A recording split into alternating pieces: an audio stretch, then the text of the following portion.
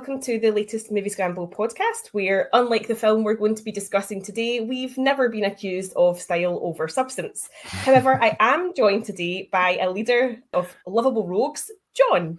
John, how are you? Very well. I don't know if I would class us as lovable rogues. Rogues, definitely. Lovable is pushing it kind of a wee bit. But, you know, it's all relative, really, isn't it? How are you? Really good. Glad that we're back into the swing of things. We obviously had a wee break for a couple of weeks while we were out having a life, and now we're back doing this. And I'm definitely really excited to talk about this because I feel like this has been one of my most hyped films of the year that I really wanted to see. So I'm keen to hear your thoughts. Brilliant. Good stuff. So the film we're going to be discussing today is Guy Ritchie's The Ministry of Ungentlemanly Warfare. Gus March Phillips, I have a mission I want you to lead. What's the plan? To neutralize the German U-boats in the North Atlantic. We're losing the war. Hitler is not playing by the rules, so neither are we. We both know that I'm not very popular with the administration. The reason they find you unattractive is the very reason I find you attractive. If I'm to do this, I'll need my own team. You won't like them. They're all mad. They'll need to be. This is based on the real Operation Postmaster, which saw a group of British recruits and one Swede sail around Nazi-occupied West Africa in a bid to sink the U-boat. Starring Henry Cavill as Gus March Phillips, Alan Ritchson as Anders Lassen, and Freddie Fox as Ian Fleming, the film delights in its real-life roots whilst adding more than a touch of glamour and violence to a World War II story. So, what were your first impressions of the film? I went into the film with reasonably low expectations and sort of preconceptions of it, because with a Guy Ritchie film, you can't really tell one way or another how it's going to turn out. You know that it's not going to be, even if it's based on a serious subject and a real life subject, you know that it's not going to be a particularly serious film. Just by the title alone kind of gives it away, because like you just said just before we started recording, it's easy to get mixed up with other wordy titles, including Gentlemen and things like that, the League of Extraordinary Gentlemen and things like that, all that sort of stuff. So yeah, I tripped over that a few times as well, just the same as you. But I had, as I said, little expectations about it, and I wasn't as disappointed as I thought I would be based on the previous Guy Ritchie film that I saw, which was Operation Fortune, which I was really looking forward to, and I was really disappointed by. It was very formulaic. But this one, it was an improvement on that, but it still wasn't a particularly wonderful film. It could have been a lot better. Yeah, I think because I saw the trailer for this a while ago, and it has I think it's Another One Bites the Dust, and you've got Henry Cavill cracking jokes, and he's firing weapons left, right, and centre. I think I did have really high expectations for this, which didn't quite get met. But there were elements of it that I did enjoy. I think the big thing, obviously, with it being a Guy Ritchie film, is the action set pieces. I think were pretty impressive throughout. From the minute the kicks off, there is a sort of rather violent fist fight, including knives and all the rest of it, which starts in a small sailboat. Did the action sort of live up to the hype? Because I think the trailer does really bill it as quite a outlandish action film. Yeah, the trailer does do that, but a trailer for any film is going to highlight these sort of elements to try and draw in the crowds. I think that the action did live up to expectations, because anything to do with the Second World War is going to have a certain amount of action, and the way that they pulled it off, it was in a very modern way. There was a lot of tongue-in-cheek elements to the action as well, because Henry Cavill just seemed to be smiling through all of the firefights that he was in and stuff like that, and just having a bit of a riot doing everything. So yes, in that sort of respect, it was good. And like you say, that's the kind of the anchor for a Guy Ritchie film of this sort. And if we get that right, then you're almost halfway there as far as the film's concerned. Yeah, I mean, I was particularly impressed by Alan Ritchson You know, at one point he's got a bow and arrow taking Nazis out. At other points, I actually really like that sort of set piece where the alarm is going off on the boat. So there's like all these red flashing lights in the side, and then he's just swinging an axe that he happens to have found.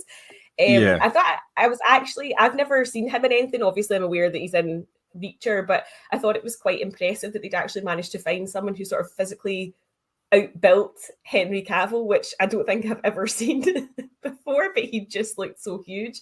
He was more than sort of capable, I think, in sort of taking on the role that he had. I was actually quite disappointed although Cavill was obviously having a good time, I didn't think he maybe had as much charisma as I'd hoped for, whereas I thought Alan Ritchson did a really, really good job. Yeah, everything apart from his accent. His accent work wasn't particularly good. He did struggle to maintain what he thought was a Danish accent, which didn't actually sound much like a Danish accent at all. It was more veering southwards towards Netherlands more than anything else, I think. And when I came to terms with it, he would slightly change it. And he'd be almost heading across the Atlantic as well towards the sort of Native American his accent as well. So yeah, he did struggle with that. I don't think he's got a great capacity for that sort of thing. But yeah, he seemed to have an awful lot of fun doing that role. And the fact, like the way that they were all introduced as well. He introduced the whole crew that during the scene where he was being told about the mission and all that sort of stuff. So he introduced them and he said, like, he's what 100 different ways to kill a man, this kind of thing. So that kind of builds it up, and then you see him using basically everything to hand to kill people as well. So I thought, yeah, that was particularly well done. It was entertaining, and I know the business of killing in reality isn't entertaining, but this was so far away from reality as far as I was concerned, because it was very much a boy's own type story. It's almost like out of the pages of Commando comics, the way that the team was brought together and the way they talked and everything as well. So yes, it was detached from reality, even though it was based on reality. Yeah, I think I was really chuckling. There's a line where I think it's Alex Pettyfer's character, and they find him and he's like got these like electric, like looks like something like cups on to start your car with attached to his nipples, and he's like, couldn't unplug my old sport battery's still running. Like It was really sort of jolly hockey sticks, which I don't think I was anticipating, because I don't know, I always imagine like all Guy Ritchie films are just Cockney and that's it. This was really sort of the other end of the scale, and I will agree with you, Alan Ritchson did veer into sort of Swedish chef territory every so often. But I thought that on the whole, the performances for me, I think I was surprised at how lacking I found Cavill, which I think was the biggest disappointment for me, because I just didn't think he was quite as charismatic as he could have been. But I think everything was so sort of, as you say, kind of like hyper stylized. It was so detached from like even like what they were wearing. Like he looked like he'd stepped out of like a contemporary Scandinavian sailing catalogue with his sort of cable knit sweater and all that sort of thing. It was so, that element I really enjoyed, because I thought the costuming, especially with like Isa Gonzalez as Marjorie, I mean, she looked flawless, like, gorgeous Hollywood waves, big red lip. Also, the thing that kind of stood out for me was Til Schweiger as the villain. So in my head, because he was in this film, I couldn't help but make comparisons to the likes of Inglourious Bastards, which unfortunately this film comes out sort of rather unfavourably in those comparisons. But what did you think of him as the sort of cream linen toting villain? Yeah, it was quite a contained performance, I thought, from him, because it was all smouldering menace, and he didn't. Which he was very good at. Yes, he didn't need to do an awful lot in order to get across the fact that he was a total bastard, and he kind of did whatever had to be done. And you got that just through the way that he held himself and the way that he commanded the room anytime he came into it. It was quite an interesting way to do that. It wasn't like with the other characters in it, they were kind of over the top, like say Jolly Hockey Sticks. His was kind of more contained. It was almost like the German gentleman figure, but obviously with a level of menace to it, and you got an idea of Well, the very first time you see him, he's laughing, but you only see him from a distance, and you can see like a wee bit of blood on him and stuff as well. So you know that basically he's a bad man. He's not a good person at all. But it takes a wee while before you actually understand what he did in that scene as well. That doesn't happen right away, and it builds up the character. So there's always a wee bit of interest in the character and his role in it. Obviously, they're trying to distract him because he's the commander of the whole base. He's the German commander of the whole base, I should say, because there's Italians in there as well, isn't there? Or is it Turks? I can't remember. Spanish, I think, as well. So and they're basically like one of the guys saying, I'm in charge of the port, but obviously he's not because the Germans are there and they're in charge of the port. So I thought it was very well done. Like the fact that you didn't see him in uniform too often either. He was always dressed in a nice suit, which, the fact that it was Western Africa, so it would be hot and everything. So and naturally they would be kind of dressed up, and so you couldn't really tell at the beginning. Was he a German officer? Was he SS? Was he Gestapo? So there was that whole thing as well. So you didn't really know. So there's a wee bit of mystery about him, stuff like that as well. Don't know. So what did you do along similar lines? I don't know. I think because I felt physically it was very impressive. Like, it's one of those things where when he was sort of doing the whole brooding thing, and as you say, he wasn't quite in uniform, so you were never quite sure of what was going on. I did really like that, but I thought some of the dialogue that he was given was a wee bit ropey. Not just him. Well, that's true. That is true. But I think for me, again, I think in my head, I get far too caught up in comparing this to Inglourious Basterds, because it did sort of feel like that when it opened. It was almost like Once Upon a Time in Nazi-occupied West Africa, and it had like the maps and, the sort of assembling a team and all that sort of thing. So I think this performance just felt a wee bit lacking compared to somebody like, the Hans Landa character, where there felt like there was definite threat. And although we do get a wee glimpse of who he is in a scene, which, as you say, sort of comes after this, introduction to him where he's got blood in his hands, quite literally, I never felt like the threat was very, I don't know, I just felt like there was lacking this sort of big build up of, I'm really scared of him, or he feels like, a loose cannon, or he's going to really, like at one point he's obviously dressed as Caesar, and it just obviously kind of reduced him to a sort of comedy figure, which I understand is intentional, but I just felt the threat wasn't quite there for me. Sometimes, as I say, when he was just standing brooding, you did think, he does look dangerous, but then there was all these bizarre close-ups, like for example that scene where he meets Marjorie and she offers him her lighter, and there's this big, zoom in, and you think, oh my God, something's going to happen. There must be a mark on her lighter that reveals who she is or something. And then he just wants to use his lighter. It felt really disconnected for me in a lot of parts. I don't know if it's just me. No, you are right. There was a few elements outside of that as well where there was disconnects, because an example of that would be when they realise that there's more troops in the port than they anticipated, so they have to get help from, was it the Prince or something like that? The guy, and just before they're about to have that conversation, two of Cavill's teammates have a conversation, say, this isn't going to go well, I bet you £10 this isn't going to go well. And that whole element there turns out to be nothing as well, and you're thinking, well, why even include that?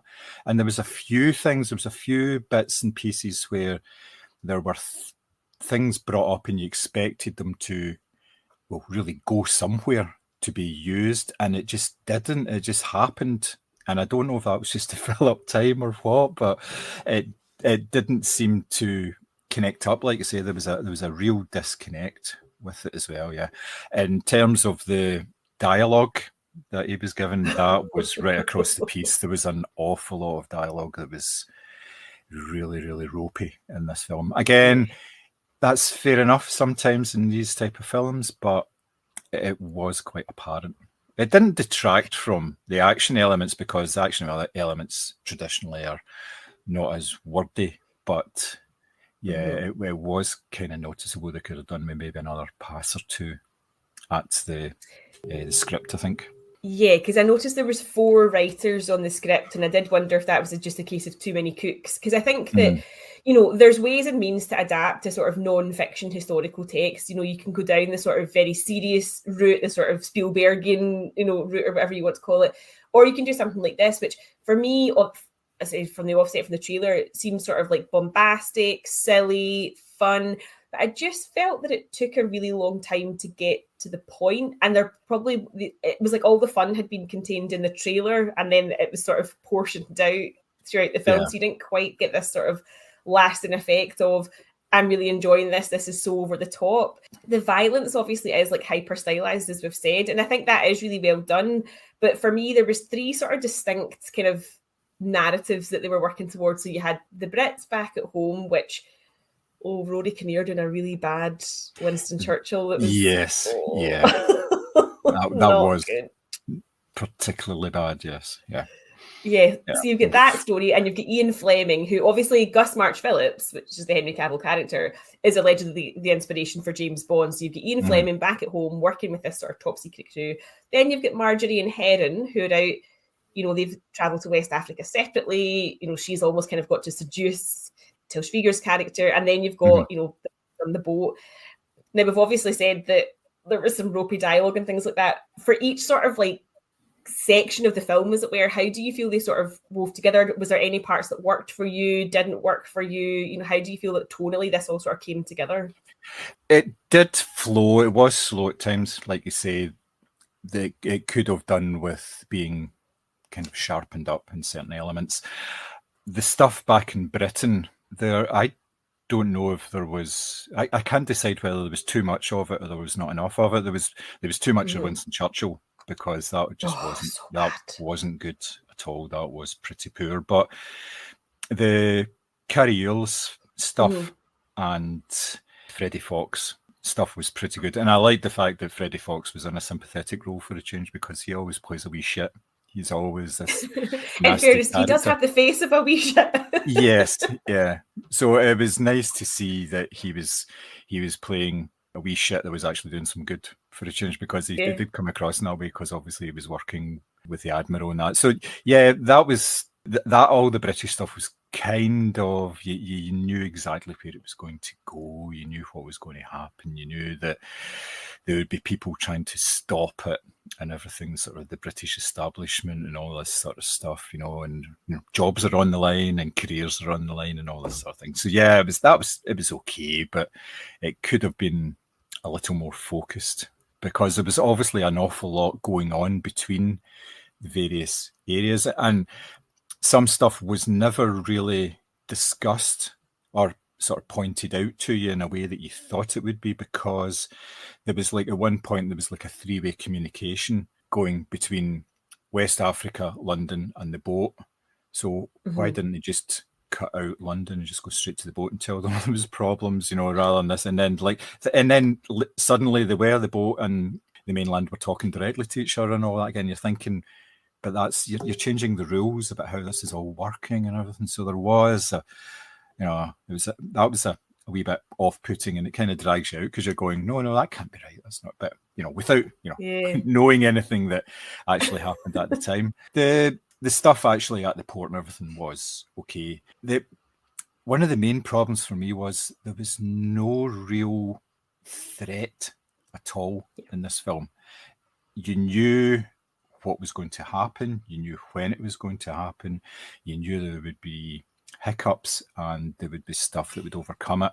And that's partly to do with the number of stories have been told in a similar way to this film, even though this is based in fact. And obviously some of these other films have taken inspiration from the real life events during the Second World War. I'm thinking like the Dirty Dozen and things like that, getting a band of ne'er-do-wells together, getting into enemy territory, doing a bit of damage, that kind of thing. So yeah, it was a wee bit disjointed, I think, between the various elements of it, which is a bit of a shame. But yeah, it's what it is, I suppose. Yeah, I definitely think for me the sort of scenes back in Britain didn't work, because I understood that obviously there were certain people who were against the plan, as it were. but I didn't really ever get the sense of that, they were like, oh, Winston Churchill would lose his job and all this sort of thing. But it never really amounted to anything because, again, it's obviously with it being based on fact, how this film was going to end, right? It's like watching Titanic. Yeah. But at the same time, you kind of still expect there to be maybe some red herrings or some suspense or something thrown in there that's going to at least make it feel like you've worked to get to that ending, whereas this didn't really feel like it had that push. I kind of thought that when they had the scenes like with Marjorie and Heron travelling by train to get to the port, and they did the sort of like briefcase switcheroo with the Nazis and stuff like that, that was quite good because obviously they had to quickly go into a room and, take pictures and decode things. And I thought, that was quite well done because I quite like that sort of classic spy stuff where it is literally, you swap one briefcase for another sort of thing. And then obviously the general or whatever was like, stop, where are you going? And you thought they were going to get caught and all that sort of thing. So I do quite like that kind of traditional sort of spy stuff, but that kind of quickly petered out. And then you were sort of waiting on maybe Marjorie being discovered for who she was and things like that. But again, that sort of took its time to get to the point. And I just, I don't know, something was really lacking for me in this story. And, it's a 2-hour runtime, so it did have plenty of time to sort of get it shit together, really. And I don't think it ever, well, for me anyway, I don't think it did. And as I say, I think the film that we got was a lot more serious than what I was anticipating. I was thinking it was going to be this sort of big, silly, over the top. And there is elements of that, when they raid the prison camp to break out one of the team, and obviously they're tossing grenades everywhere and they walk in on Germans telling jokes and they join in and then they're blowing everybody up. Like there was elements of that, but it just didn't.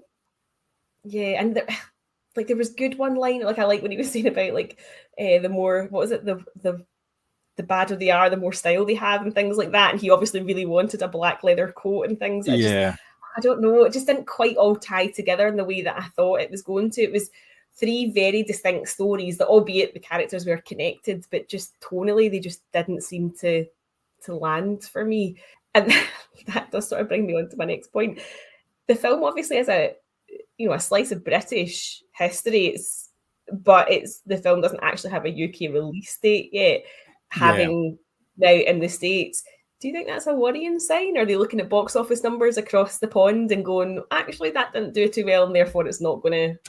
I think that may be part of it. It's obviously it was released in April in the US, and it quickly went on to streaming services, which is not really an indication of anything actually being wrong, but it didn't do particularly well at the box office. I think it made back its money, which is obviously the main thing, because it's not an expensive film to make, I don't think, in the grand scheme of things. There was a lot of practical effects in there in terms of like explosions. It looked as if they were actually blowing stuff up and things like that. So but it is concerning because with so many of Guy Ritchie's recent films, they've gone straight to a streaming service. Apart from the likes of Aladdin, which was done for Disney, but some of the other ones have had very limited runs in cinemas, or the last couple have been sort of straight, like Operation Fortune, for instance, was Amazon Prime. I just went directly onto that, and apparently it did very well in terms of the number of people that watched it. It was a good acquisition for them. So the audience is there for these type of films, and his particular take on genre films, because he does sort of spread himself over people look and say, oh, that's a Guy Ritchie film, but when you actually look at the various Guy Ritchie films, he does try and do different things, and they don't all have geezers in them, it's like this one, for example, doesn't really have anybody like that at all. The Brits are all obviously Oxford and Cambridge types, right across the board, even the ones that are supposed to be even the Irish guy in it isn't really an Irish guy in it. It just doesn't. I know, and these people are real life people and everything, so it's just, it's a bit weird. It is a little bit concerning that it hasn't been given a sort of full release, considering that it has been trailed in cinemas here. I am almost certain that I have seen the Another One Bites the Dust trailer in the cinema here. So why is it not on the schedules? Because the longer it's out there and it's getting reviews from elsewhere, then it's going to have less of an impact. And it doesn't seem like a proper way to do things anymore, because everything gets released day and date right across the world. That seems to be the way of it now. And then they do their tour of, various countries and publicise it and things like that as well. And that's another thing. I've not seen very much publicity for this film at all.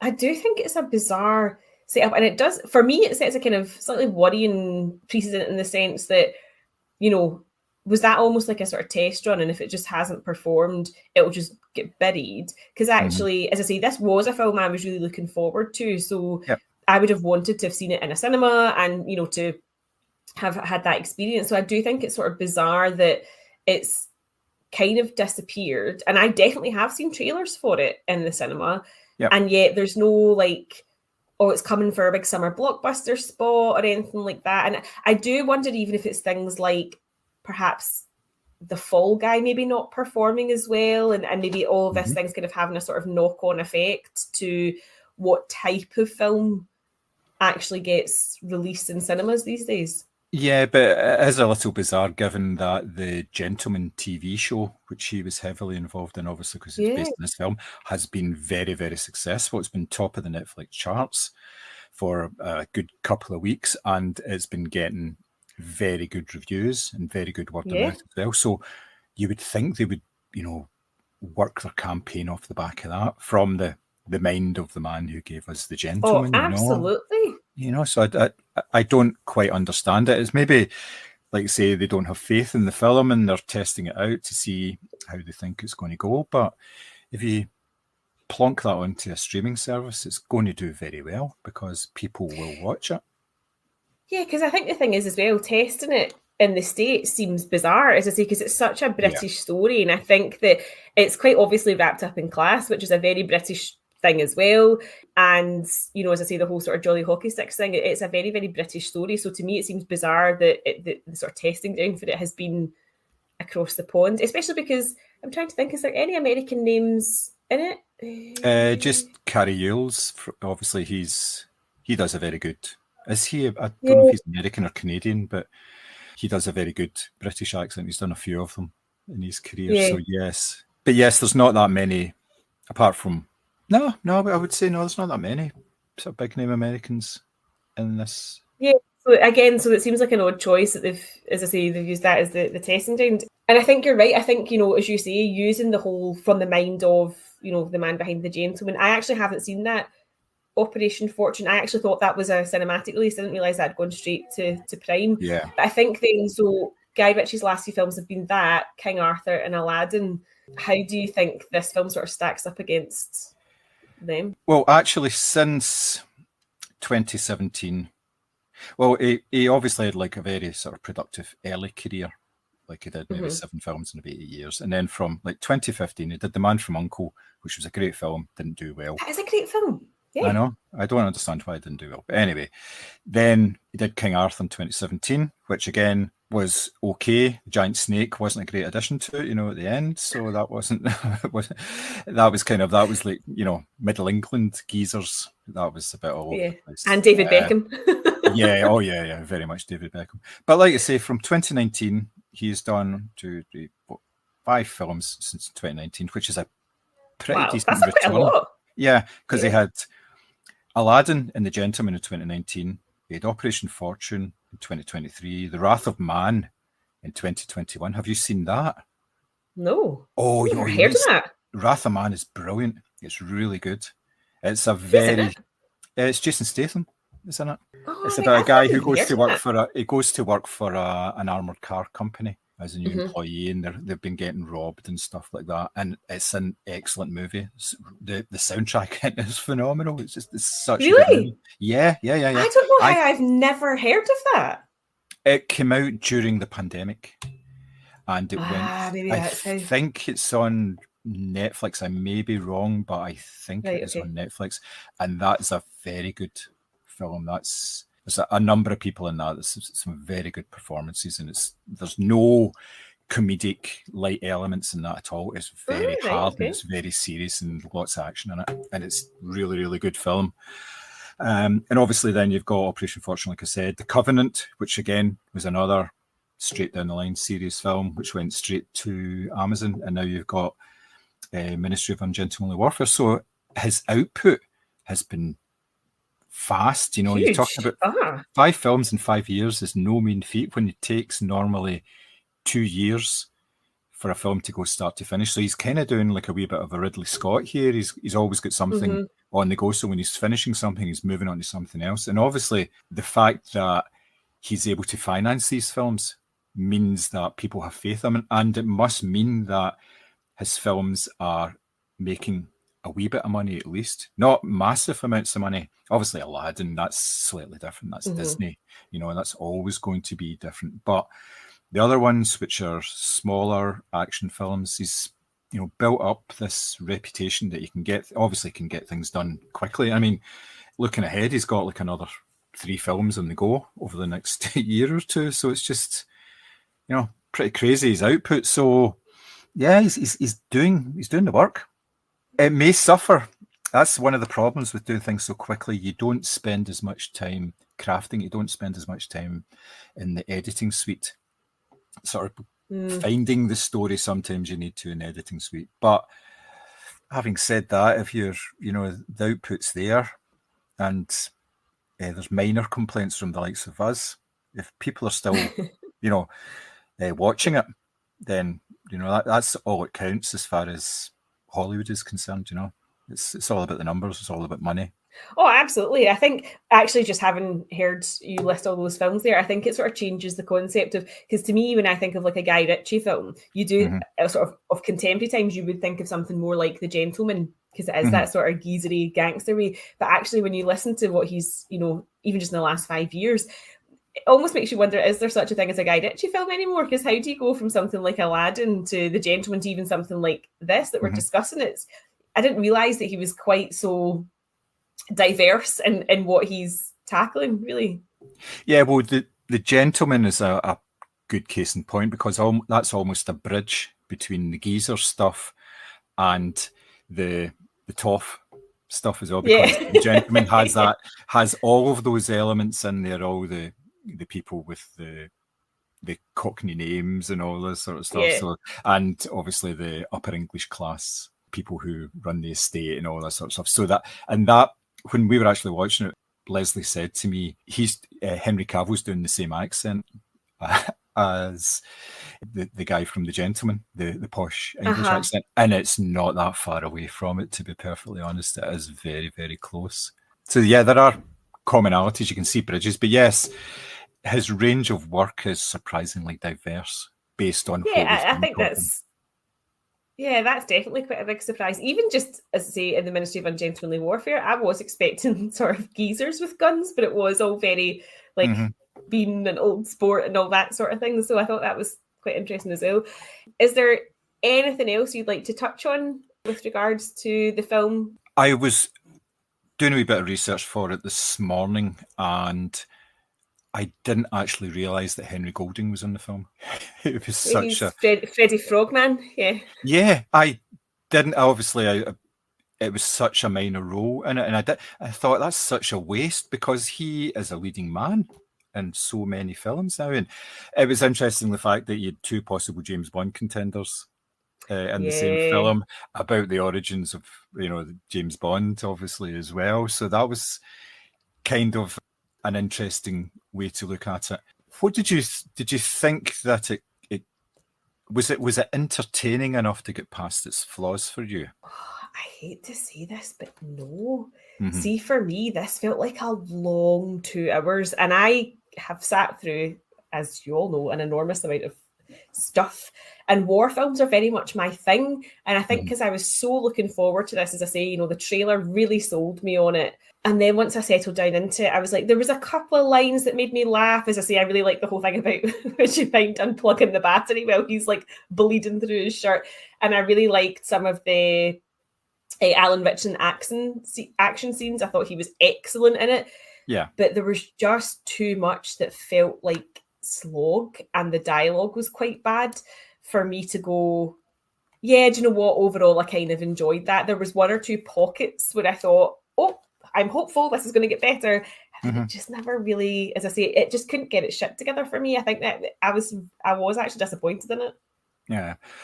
I was slightly more taken with it because Right. it was enjoyable in parts, and I did have quite a good time with it.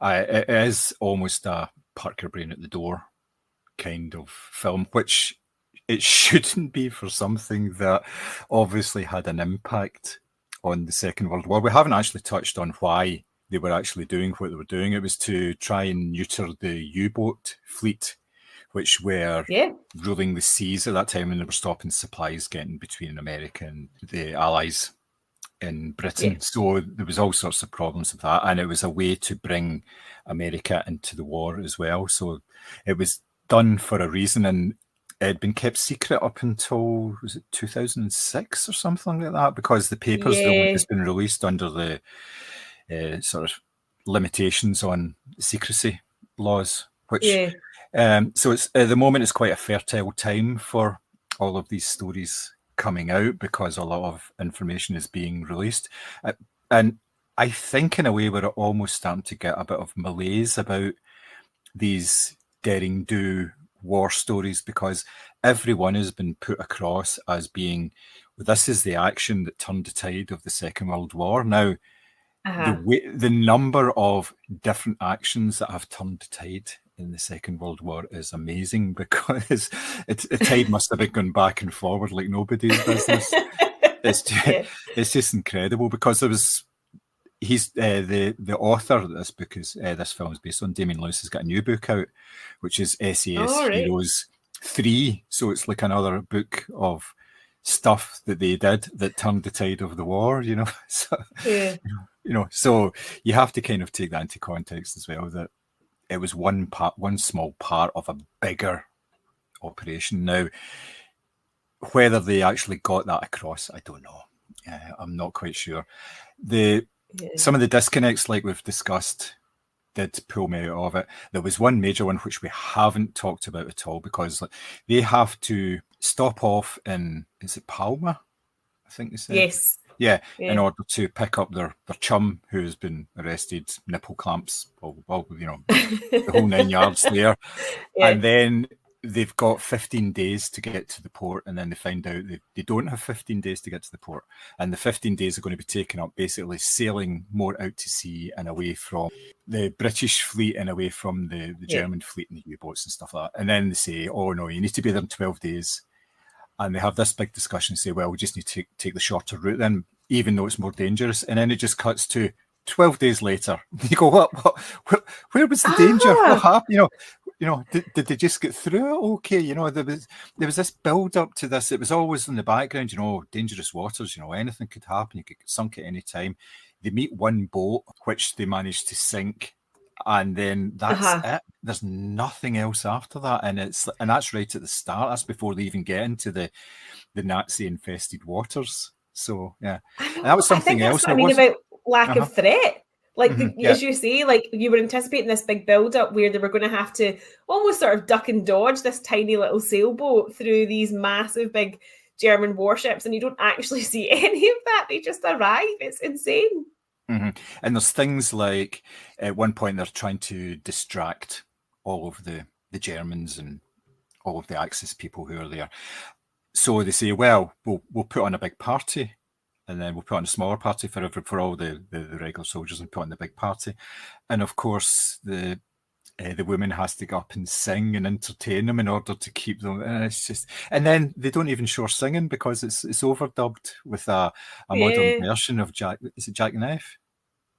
Mac the Knife, Mac the Knife, sorry, yeah. So, and I can't take that seriously, because there are war films out there like Escape to Athena, where Stephanie Powers gets up in front of all the Germans in order to distract them, singing a song going a hooey, and all this sort of thing. So it's you've kind of seen it all before, and even though this is based on the actual events that happened, then it's been parodied to a certain extent. So you're kind of going, well, no, I really don't get this at all. It's but I almost think that that's the thing. Like, if the film had sort of leaned into that, which is, and I keep going back to the trailer, but the trailer almost sort of alludes to the fact that it is this sort of kind of ridiculous version of events. So I feel like if they'd leaned into that, it would have worked.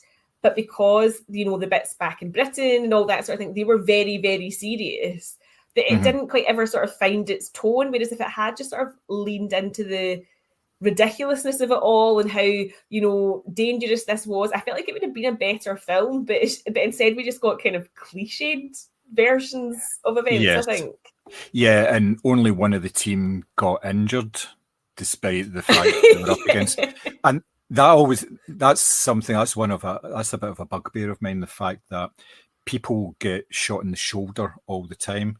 And they just go, 'tis but a scratch, will be fine, and just put like a sling on and they're okay. But I'd read something about like getting shot in the shoulder, and it basically is a death sentence because it hits your lungs. Yeah, because it's like close to your lungs and everything, and it's like a major part of your body. It's not like, you know, they say like in some films that people get shot and they say, yeah, I just shot you there, you know, but it was in the back of the leg, so it was just a fleshy part, so you'll be totally fine, you know. There's no major organs, but see if you get shot like in the shoulder and up the chest, there's all sorts of internal bleeding, and you can drown in blood and all this sort of stuff. It's not just, oh damn, you know, got a wee scratch here, you know, patch it up, John, you know, oh, there we go, yeah. I am honestly fully aware that Hollywood takes a lot of artistic license, but I have genuinely believed for so long, because of films, that you can get shot in the shoulder and walk it off. Yeah, no.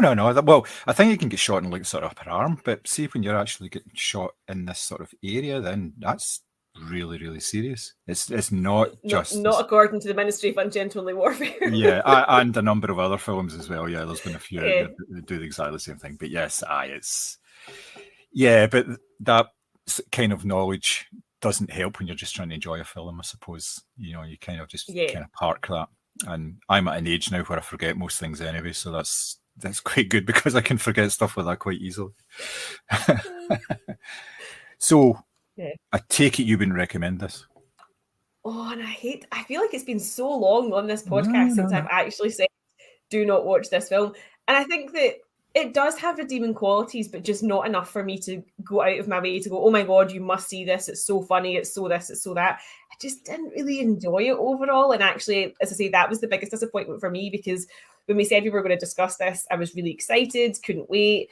And then just kind of got to the end, I was like, oh, I don't think I like that. So I'm going to say it's a no from me. What about you? I would recommend it. I wouldn't recommend spending hard money going to see it at the cinema. I'd wait till it comes onto a streaming service and watch it there. It's kind of a good film to do that, and I think you would probably get enough from it if you know what you're actually going to be getting, what's expected of the film. And if very little is expected of the film, then you will get something for it. You will enjoy it, but don't go in expecting it to be a thorough recreation of a major Second World War event.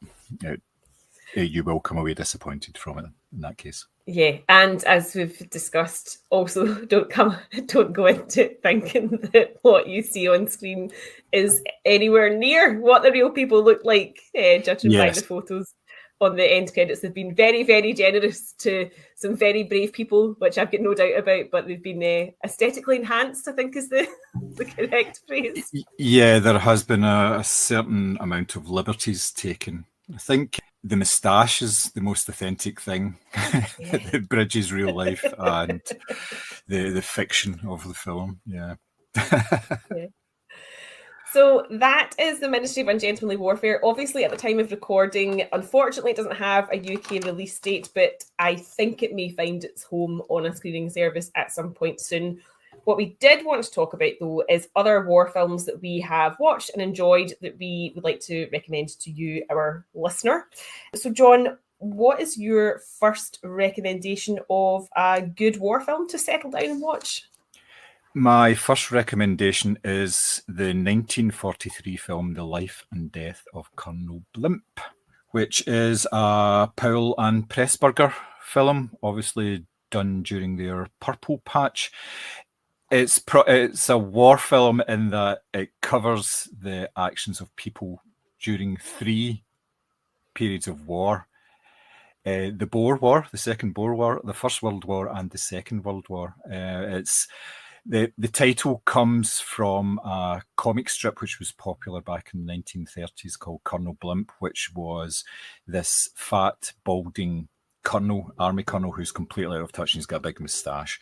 And when the film opens, you see the character of Clive Candy, who is this fat, balding man with a big moustache, and he's in this Turkish bath just prior to an army exercise starting.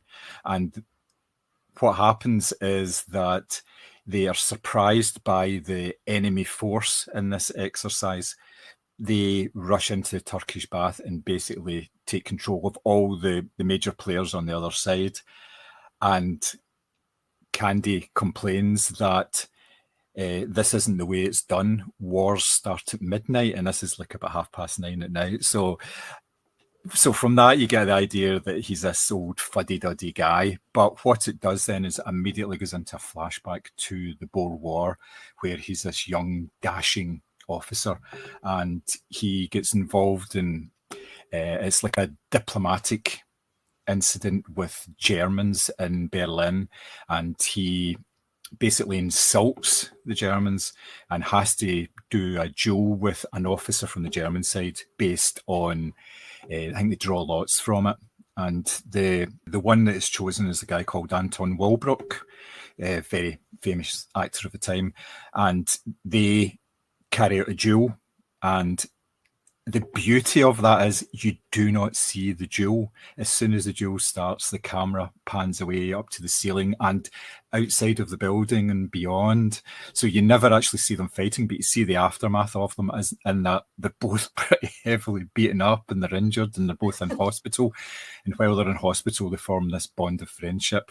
And also there's another character of Edith, who's played by Deborah Carr, who had put Candy onto like this incident in Berlin at the time as well. So, and they both fall in love with her, and she eventually goes with the Anton Walbrook character rather than the Roger Livesey character. So, and then this sort of friendship goes on, and obviously it's during the First World War, and they're all involved in that. But Edith has like died and things like this, and it's basically the friendship between two people on opposite sides of a divide during different wars over 3 periods, and it works beautifully because it's about the people that's involved in it. The German character is a very sympathetic character, like in a number of the Powell and Pressburger films. There's obviously Nazis are bad, but Germans are actually pretty good. They're decent people. There's reasons why things like that happen. There was a piece in the Second World War element where Anton Walbrook's children ostracize him because they become Nazis and he doesn't agree with it. He actually goes over and helps the Allies and stuff. And it's just this beautiful film about people in a time of war and how they actually interact with each other, and how like it's not as cut and dried as, good guys and bad guys. There's so many grey areas, and obviously there's a big love story in there. Deborah Carr plays 3 different people during the film as well, so it's just beautifully done. And it looks like a Powell and Pressburger film in colour. It's all this lush colours and everything, and there's a slight disconnect from reality in certain points of it as well, and it's really long. Although I was reading that the film wasn't particularly well received by critics or the government at the time because of the sympathetic nature of the German in it, and it wasn't released in the United States until after the war. And then when it was broadcast later, it was cut down. I mean, this is a film, it's about 160 minutes, and they cut it down to 90 minutes at one point, and it was restored in the 80s, and then there was the Martin Scorsese led restoration, brought it all together again. Obviously, he did that for a few of their films.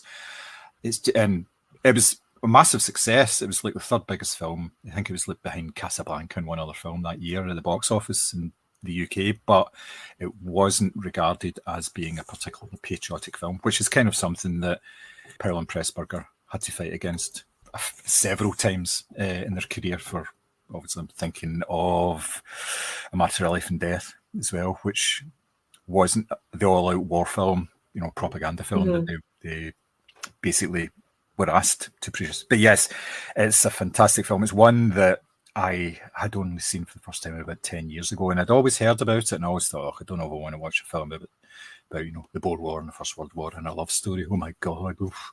But then when I watched it, I just totally fell in love with it. It's just such a good movie. Oh, it's one of these films that I've always meant to get round to actually watching and I never have. And I didn't really realise it was sort of divided up into all those different parts. I'll move it further up the watch list, I promise, because this is like literally my territory. Yeah, I think it may still be on iPlayer because it was on relatively recently on BBC, and I don't know, it just depends on what their licensing is. Sometimes it's only a month their film, sometimes I have them for longer, so you may be able to catch it on there if it's on there. It's definitely worth having a wee look just to double check. For myself, I thought since we've done Operation Postmaster with Ian Fleming in the Ministry of Ungentlemanly Warfare, I would go for Operation Mincemeat, which also featured a young Ian Fleming. So it's a 2021 film directed by John Madden. It's got an embarrassment of British riches, as it were, in the cast. You've got Colin Firth, Matthew McFadden, Kelly MacDonald, Simon Russell Beale, Jason Isaacs. And this sort of tells the story of, in a much more serious way, of Operation Mincemeat, which was a scheme cooked up whereby the British Intelligence Service decided to float a corpse out to sea dressed as a British serviceman. And they sort of gave him fake papers to make it look like the British were going to invade somewhere where indeed they weren't, in the hope that the Nazis would pick up the corpse, pick up the papers, and act accordingly. So I really liked this film. I thought it was really well acted. I thought it did have genuine moments of tension. And even though, again, you knew how this was all going to end, I did think it sort of built up the sort of threat level really well, because you really weren't quite sure how things were going to go, and could they even get a corpse in the first place, a credible looking corpse, which was such a ridiculous thing, but it made complete sense to the story. I thought it was acted really well. I think that Colin Firth and Matthew McFadden are excellent in it. I think that there's this sort of, these men obviously go way back in terms of their service together, but actually they're kind of competing against each other as well in terms of, there's a bit of a love triangle sort of element to it as well, but also they're both wanting to advance their careers, and who wouldn't want to be, as we said, the man who turns around the fortunes of the British in the Second World War. It's obviously a lot more serious than the film we've discussed today, but I do think it's definitely worth the watch. I think that it's one of these films where it totally flew under the radar when it came out. I think people just thought it was a kind of bog standard British drama, but actually there's really good sort of historical elements to it that are done really well. And also it is quite cool to see Johnny Flynn as Ian Fleming, because you are sort of doing that Leonardo DiCaprio meme where you're like, oh, he totally got an idea from this part of Bond, from this part, this mission or whatever. Yeah. So I do really like it. And as I say, the cast is excellent. I believe randomly it's been turned into a West End musical. It has, yes. Seems bizarre. But if you're looking for like a sort of straightforward, well-acted sort of classic British drama where it is essentially posh boys, turning around the fortunes of the British in World War II, this is a really good contemporary example, I think, of that. It's, as I say, it's just really well-acted, and I think that Matthew McFadden is in particular quite brilliant in this. Yeah, I have read the book of this, which considering the story of it, you would think it would be quite a slim volume. I think it's about 300 pages or something, 350 pages, and it's a really good book. Yes, and obviously seen the film, and I have seen the West End musical of it as well. Have you? I did. Oh yes. my god! So not in London, riddle me this. Yeah. What are the songs like? They're really good, actually. It's very light-hearted. It's a comedy musical, and there are only 5 people in the production, and they do all of the various roles, and it's really well done. It's actually a cracking show. It was in like quite a small theatre, and we'd heard about it through, I think it was ETG, and we were looking for something.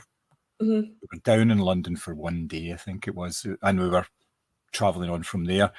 We were looking for something to do, and this had just started, and it was like the first week of its run, and It was hilarious. It was really, really good. It's very cleverly done as well. The way that they do all the various elements of it, because they're all playing multiple roles, soldiers, and I think there's even obviously one of them plays a dead body at one point as well. So there's quite a lot to it, but it's excellent, and it won loads of awards as well at the West End Awards. Just the turn of the year, I think, and it keeps getting extended. Its runs extended. At some point, it will tour, and I would suggest going to see it because it is good fun. Although I'm surprised it's a sort of upbeat comedy thing, just because the film is that classic serious, grave British drama. That's so strange. No, it works really well in that regard. But yes, the film. You're right. The film was very well done. It was a cracking film, and for something that you know how it's going to work out. There was loads of tension, and I mean that's a trick that you don't often see in films. They create tension from real life events. So you can probably count in your hand how many times you've seen films that do it effectively. And I'm thinking like Apollo 13. Oppenheimer, for instance, that was a really tense film, even though the bomb goes off, So yeah.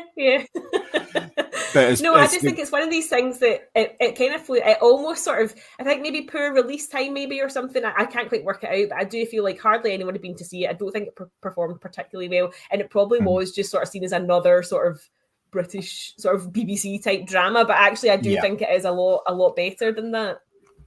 No, definitely. No, you're right. It's been on, I think it's on Netflix, and it's been on there for ages. So I think it's, open for anybody who actually wants to go and see it. And I'd recommend going and seeing that. Yes, it's definitely worthwhile.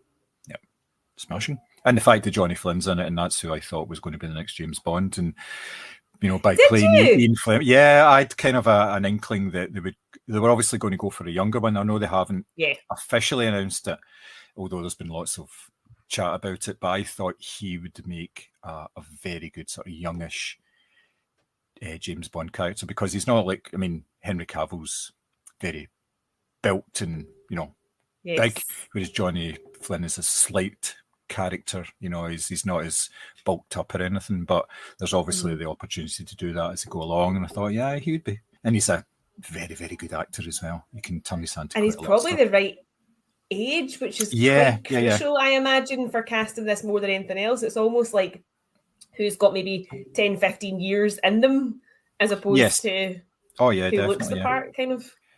Yeah, I think Henry Cavill's at sort of the edge of that now. He may be good for maybe 3 films, because it takes such long. You're talking about at least a decade for 3 movies. So would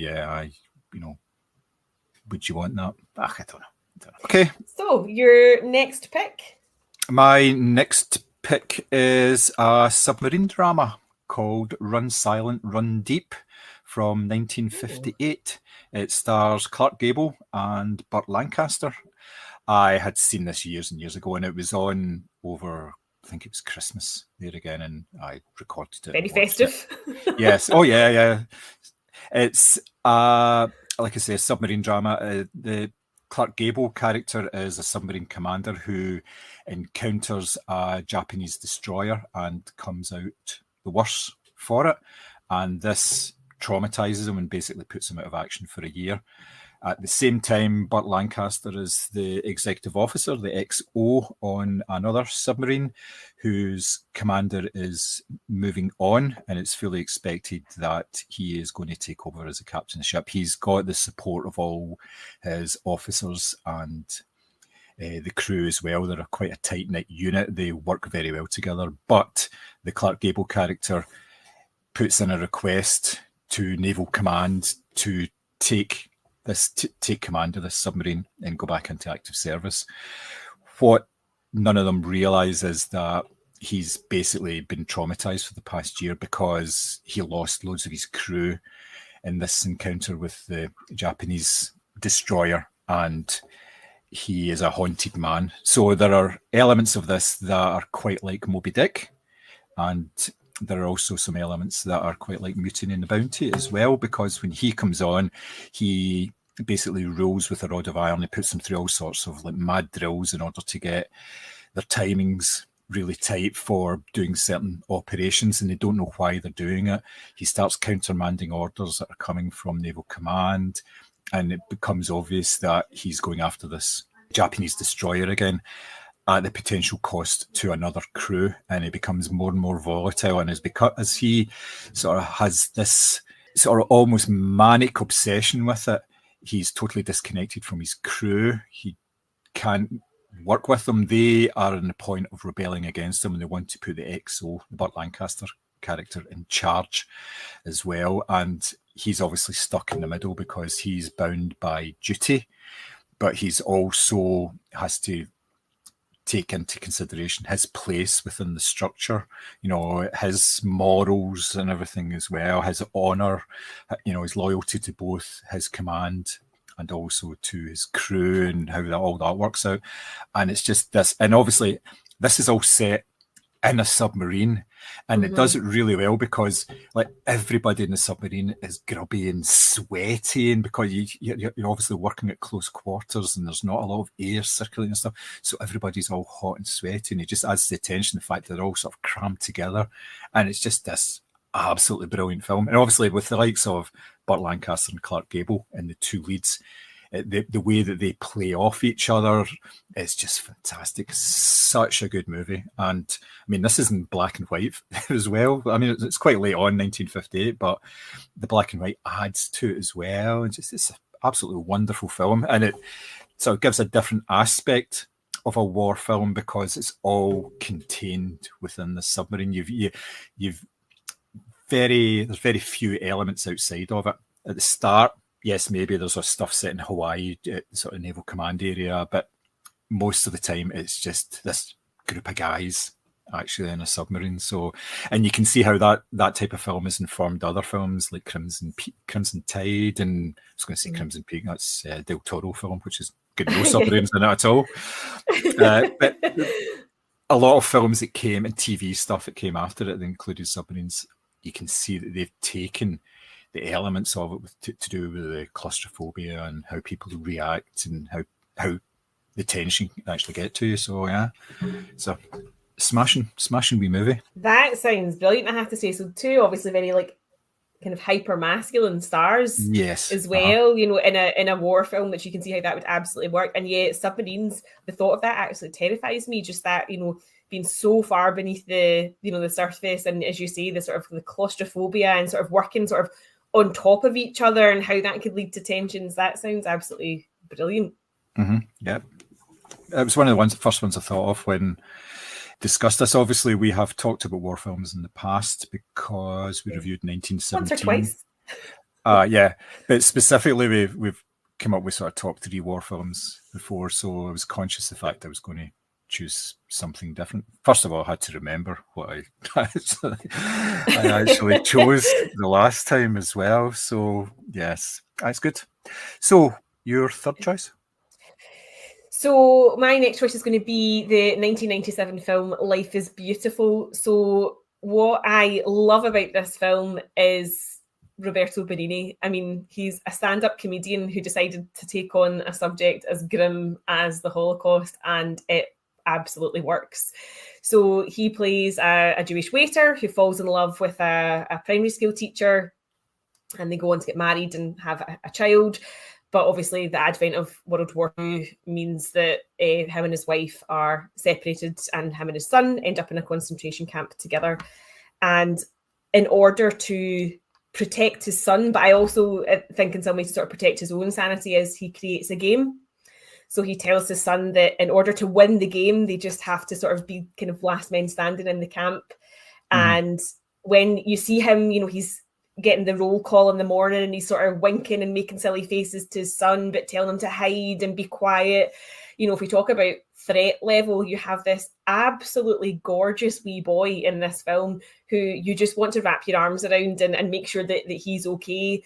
I think Benigni, he won the Best Actor Oscar for this, I'm pretty certain, so he helped write the script as well. I think it's a very unusual take on on war, because there is a lot of elements that do make you laugh as well, because obviously he is doing this sort of clowning around, and there's this lovely, prior to them getting taken into the camp, there's this beautiful love story between him and his wife. I'm thinking in particular the night they go to the opera, and just, it's gorgeous.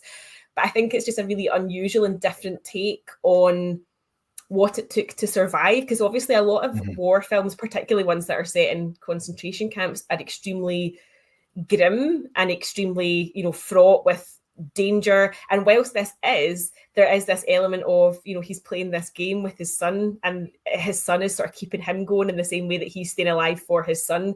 There is some really tense scenes where, he accidentally ends up sort of inside the camp officer's house, and he's somehow serving dinner, and his son is at the table, and he's absolutely desperate for his son not to recognize them or give them away in any way, shape, or form.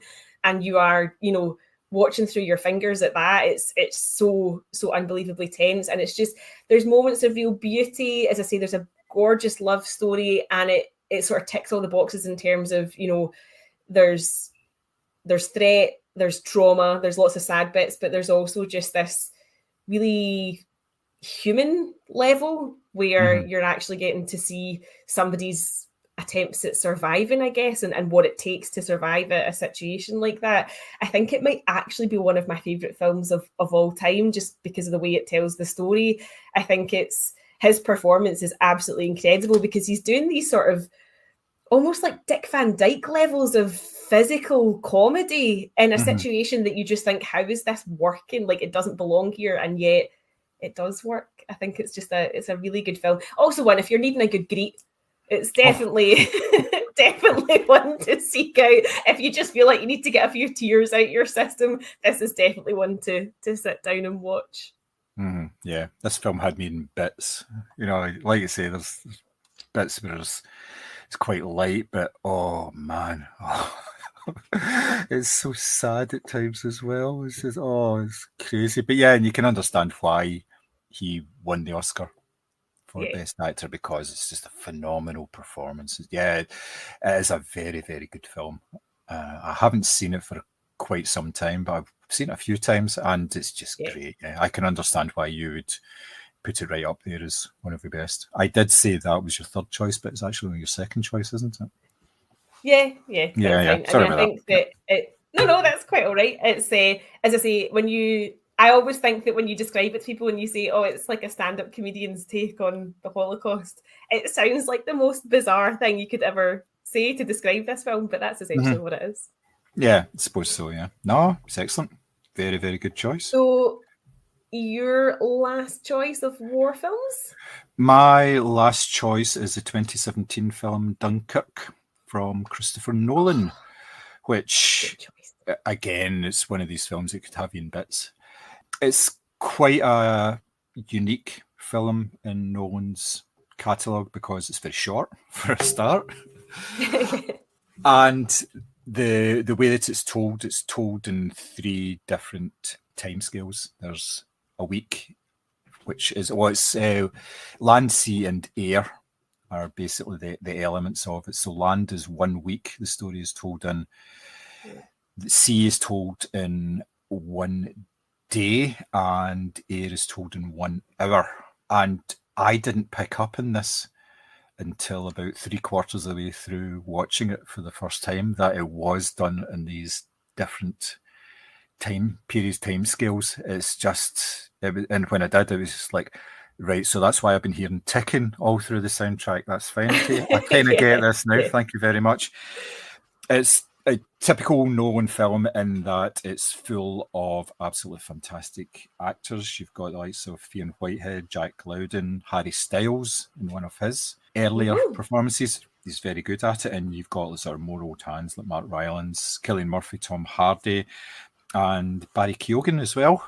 And that, and he does very well, obviously. He's in the water sequence because he's in the boat with Cillian Murphy and Mark Rylance. Now, that's a thankless task when pitted up against those two in any situation, but he seems to hold his own. It's obviously the story of it is the evacuation of British troops from Dunkirk when the British Expeditionary Force had initially gone into Europe and basically get pushed back very, very quickly.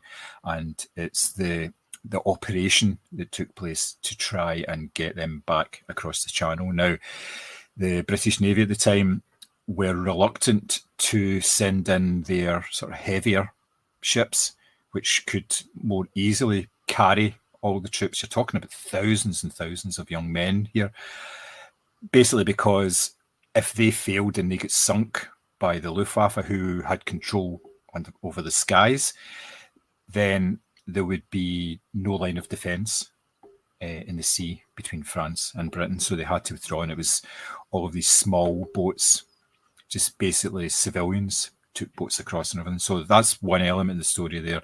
There's an element of the story with all the young soldiers actually stuck on the beach, and it focuses on a few of them and their attempts to try and get onto boats, like carrying an injured colleague onto the boat and then trying to stay on and get kicked off again and things like that. So there's all that going on, and it splits in between it. And then you've got the air stuff where you've got Tom Hardy with another face mask on during for most of it. And an interesting thing that I found out that the combat time of the Spitfires was only an hour because of the fuel limitations. So they basically got up there. They had an hour to actually do what we need to do in order to get back. So there's all of these elements that are seamlessly crafted together, and it just ratchets up the tension and the tension. It just gets more and more sort of somber. Just to make matters worse, you've got the Hans Zimmer score, which has elements of Nimrod in there as well. So, which is, I can tell you this now, that I'm seriously considering that as the music gets played at my funeral, because I want people to greet, and that's going to get people green. Yeah, it's one of these pieces of music. It just kind of gets me. It's just really good. But anyway, that's an aside.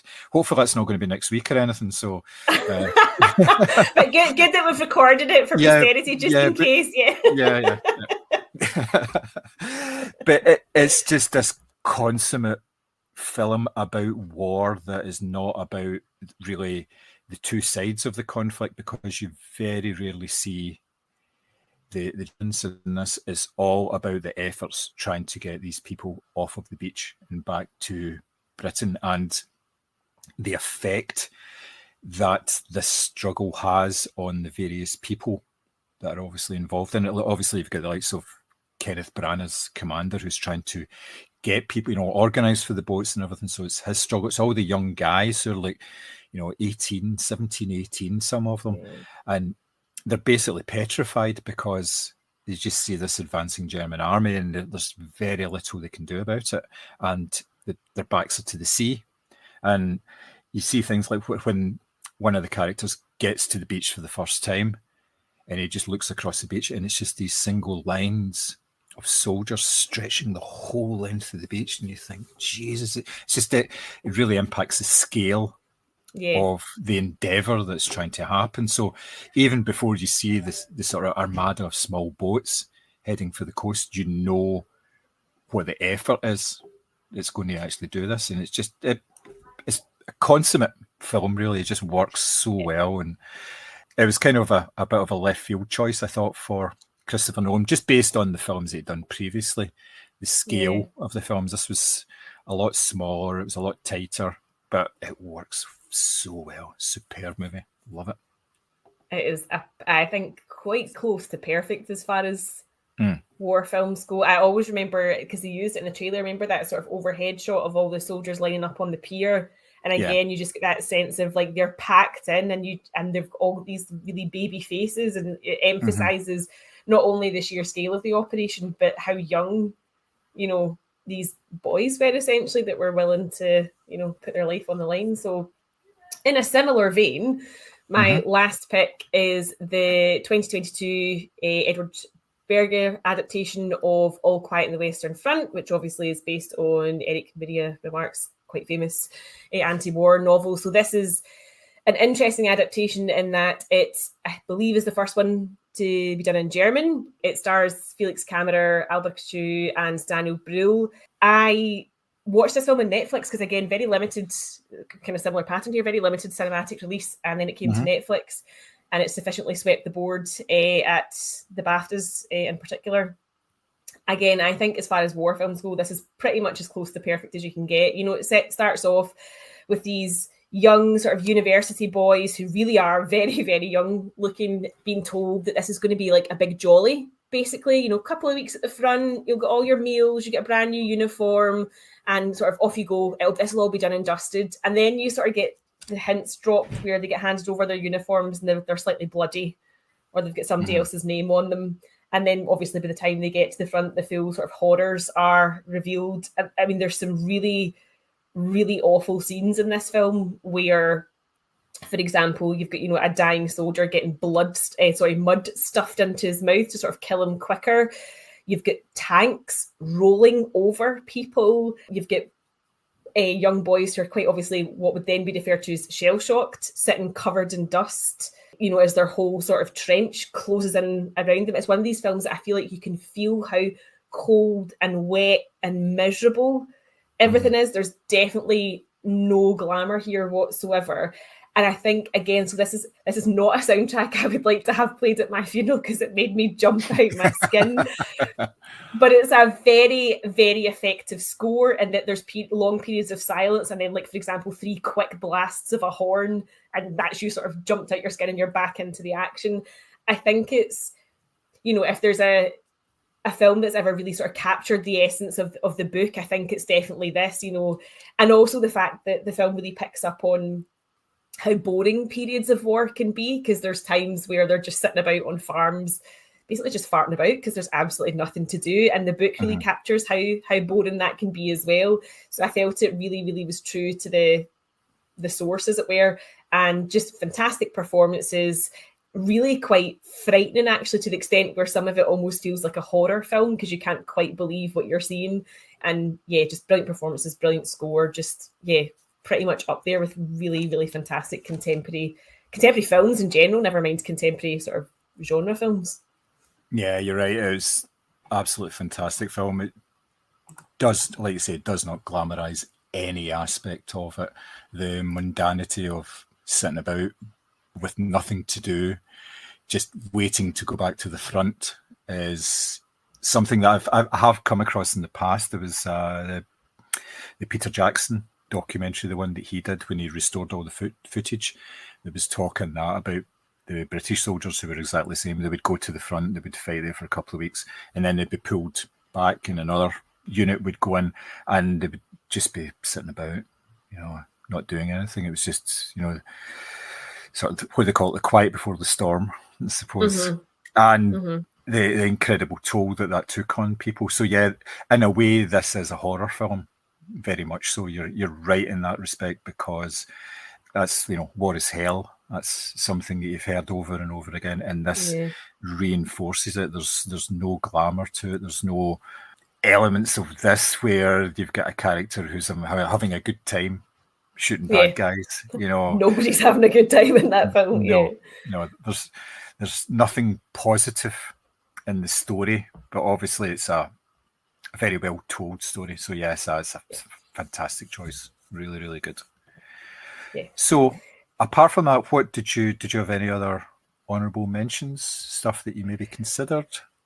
Oh gosh, there was things like The Last Days of Sophie Scholl, which I absolutely love. The German language film about the White Rose movement as well. There was Joyeux Noël, which is actually a Christmas film about when the soldiers came together and played football. Again, a sort of like host of really well-known sort of German, British and sort of different French names in that as well, which is quite a good one.